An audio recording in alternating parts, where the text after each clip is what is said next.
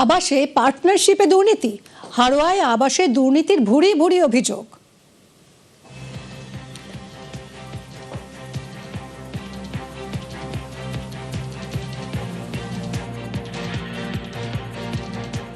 আমার অভিযোগ, আমার নামে একটা ঘর এসেছিল। আমি জানতে পেরে 2024 সালে আমি ঘর নেব না বলে আমি একটা দরখাস্ত বিডিও সাহেবকে দিয়েছিলাম, যথারীতি আমি একটা পাকা ঘর খেটে খুঁটে করেছি বলে। তার 6 মাস পরে জানতে পারি আমার নামে ঘরটা উঠে গিয়েছে। আমি বিডিও অফিসে গিয়েছিলাম, তাদেরকে জিজ্ঞাসা করলাম, আমার কাগজপত্র দেখলো, দেখে বললো হ্যাঁ তোমার নামে ঘর উঠে গিয়েছে, কিন্তু তুমি যে ব্যাংক অ্যাকাউন্টটা দিচ্ছ এই অ্যাকাউন্টে টাকা ঢুকেনি, অন্য অ্যাকাউন্টে টাকা ঢুকেছে। তারপরে আমি বলি এরকম হলো কেন, তাই বলে আমি আবার ওই একটা আরটিআই করি, অনেক কোনো প্রশ্ন ছুড়ি, তা সে আরটিআই এর উত্তর আজও পর্যন্ত আমি পাইনি। এর সঙ্গে জড়িত হচ্ছে মানে অফিসারেও জড়িত, বা যারা গ্রামের দায়িত্বে ছিলেন বা এখন আছেন তারাই জড়িত। সুপারভাইজার ও সরকারি আধিকারিকদের বিরুদ্ধে অভিযোগ, যোগ্যদের ঠকিয়ে আবাসের টাকা 50-50 ভাগ। সুপারভাইজারদের বিরুদ্ধে টাকা আত্মসাতের অভিযোগ। ঘরের ব্যাপারে আমার ঘর খুবই অবস্থা খারাপ।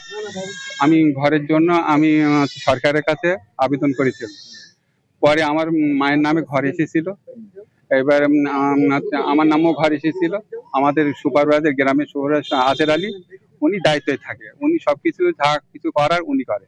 আমার মায়ের ঘরটা দেবে বলেছিল, পরে আর আসের আলী আমার মায়ের ঘরটা দিইনি। পাশে একজন, আমার মায়ের নাম হালিমা বিবি, তার নামও হালিমা বিবি, তাকে পাইয়ে দিয়েছে। আর আমার মায়ের আইডি নাম্বারটা তার ব্যবহার করেছে। সরকারি খাতায় আপনি ঘর পেয়েছেন? হ্যাঁ, সরকারি খাতায় আমি ঘর পেয়েছি, আইডি নাম্বার বাস্তবে আমি পাইনি। শাস্তি হোক এটাও বলছি, আর প্লাস যাতে আমি পাই সে ব্যবস্থা থানাতে আমি বলি। আপনি হালিমা বিবি, আপনি সেই ঘর পেয়েছেন, ঘরের টাকা পেয়েছেন, এটা কি করে হলো? আমাদের হঠাৎ করে একদিন আসের ফোন করে বললো যেরকম আসেরটাকে সুপারভাইজার হালিমা বিবির নামে ঘর এসছে, এটাকে নেবে। আমার ছেলেরা সব বলছে যে ভাই লাও, তাহলে তুমি নেবে না অন্য কারো দিয়ে দেবে, তোমার নামে এসছে তুমি নিয়ে নাও। তারপর আবার ফোন করে বললো যে হ্যাঁ তাহলে দাও, তাহলে হাফ হাফ ভাগ দিতে হবে। কে বললো? ওই সুপারভাইজার। হাফ হাফ ভাগ মানে 60,000 দিতে হবে ওদের। আচ্ছা, তারপরে একবারও বলিনি যে অন্যের ঘর তোমাদের কেটে দিচ্ছি। আর কি সুপারভাইজার পরে কি জানতে পেরেছিলেন যে এই ঘরটা আপনার না? যখন এই ঝামেলা হয় তখন জানতে পেরেছি। কি জানতে পারলেন? যে অন্য লোকের ঘর কেটে আমাদের দিয়েছে। সরকারি আধিকারিকদের মদতে দুর্নীতির অভিযোগ, ভুয়ো আইডি ব্যবহার করে টাকা হাতানোর অভিযোগ। আমার ঘরটা খুবই খারাপ ছিল, এবারে আমি একটা সরকারি ঘর পাই, মানে সবই ফটো উঠেছে, ঘর দেখেছে, সর্বকিছু না পাওয়ার পরে এবারে গ্রামের সব, এবারে আমার আধার কার্ডের আইডি নম্বর যখন দেখলো, তখন দেখার পরে দেখা যাচ্ছে যে ঘরটা আমারই ছিল। সেই ঘরটা অন্য জায়গায় কাটমানি খেয়ে সেখানে দিয়ে দিয়েছে। সেটা দিয়েছে আসের আলী। আসির আলী হচ্ছে গিয়ে এখানকার হচ্ছে সুপারভাইজার ছিল, উনি মেন দায়িত্বই ছিল গ্রামে। আমি যাচ্ছি আমার ঘরটা ন্যায্য প্রাপ্য, আমি ন্যায্য ফেরত পাই, আর এর জন্য শাস্তি চাই। আমরা 2015 সালে আমি রিজাইন দিয়েছিলাম সুপারভাইজারে, বুঝলেন। তারপর থেকে আমি আর সেই বিষয়ে কোনো দায়িত্ব ছিলাম না, এটা কোনো বিষয়। অভিযোগটা সবটাই তো আপনার নামেই করছে। ও মিথ্যে অভিযোগ করছে, তাহলে ওরা তো আমাদের সেই আমরা কাজই নেই তো, সুপারভাইজার নেই তো আমি মিথ্যে অভিযোগ করি। ঘরের সম্বন্ধে আমরা নোডাল যারা, তারা কি কার ঘর কাকে কেটে দেবো, আমাদের তো কোনো এখতিয়ারই নেই, তো আমরা কোথায় দেবো? এইভাবে এগুলো সব ভুল মিথ্যে সব সাজিয়ে সাজিয়ে করছে সব ওরা।